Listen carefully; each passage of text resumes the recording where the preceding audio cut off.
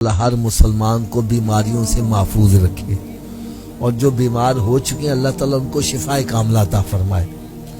میں سمجھانے کے لیے ایک بات کہنے لگا ہوں۔ ایک بندہ بیمار ہو جاتا ہے، ڈاکٹر کے پاس جاتا ہے، ڈاکٹر اس کو چیک اپ کر کے کہتا ہے صوفی صاحب تسی چھوٹا گو چھاڑ دیو، تساں جی بڑا گو چھاڑ دیو، تسے جی میٹھا کھانا چھاڑ دیو تو تسی نمک کھانا چھاڑ دیو۔ کیوں جی چھوڑ دیتے ہیں کہ نہیں چھوڑ دیتے؟ اونچی بولو یار، تھوڑا جا اونچی آواز نہ بول دے۔ اچھا آپ میں سے کوئی مجھے بتلائے گا یہ چھوٹا گوشت حلال ہے کہ حرام ہے؟ اونچی بولو یار۔ بڑا گوشت، میٹھا، نمک، یار ڈاکٹر کے کہے سے حلال چھوڑ دیتا ہے، نبی کے کہے سے حرام نہیں چھوڑا۔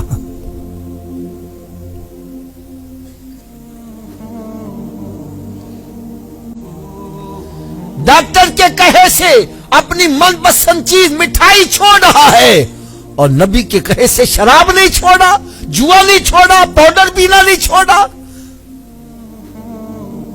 حرام کھانا نہیں چھوڑا، سود کھانا نہیں چھوڑا۔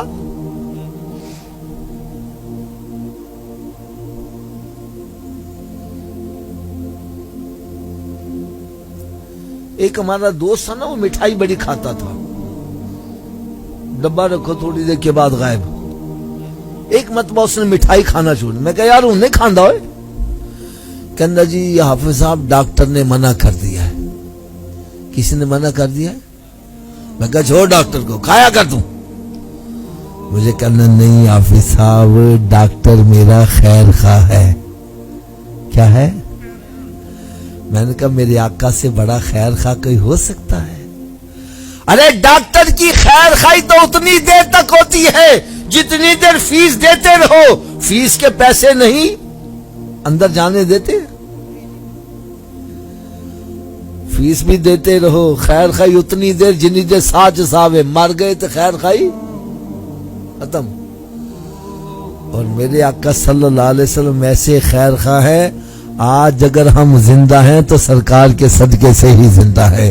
ارے آج ہمارے چہرے سلامت ہیں تو سرکار کے صدقے سے سلامت ہے، ورنہ پہلی امتوں میں ایک گناہ کیا جاتا تھا چہرے بدل جاتے تھے۔ آج ساری امتوں کے گناہ اکٹھے کرو، اس سے بھی زیادہ ہمارے اندر پائے جاتے ہیں۔ چہرے نہیں بدل رہے، سرکار کے صدقے سے نہیں بدل رہے۔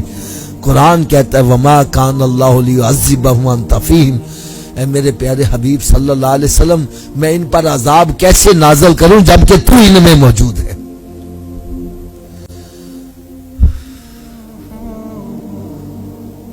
اور پھر جتنا بھی بڑا آپ کا کوئی خیر خواہ ہے، اندھیری قبر میں دفن کر کے واپس آ جائیں گے، کوئی خیر خواہ قبر میں جائے گا؟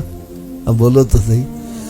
اور میرے آقا صلی اللہ علیہ وسلم ایسے خیر خواہ ہیں قبر میں بھی تشریف لائیں گے، اور ایسے خیر خواہ ہیں قیامت کے روز جب ماں کلوتے کو چھوڑ کے بھاگ رہی ہوگی سرکار وہاں بھی خیر خواہ فرمائیں گے۔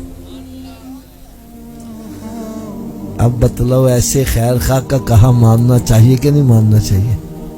آواز کم ہو گئی ہے یار۔ تو میرے آقا صلی اللہ علیہ وسلم نے ارشاد فرمایا قیامت کے روز مسلمان سے سب سے پہلا سوال نماز کا ہوگا۔ کون سا ہوگا؟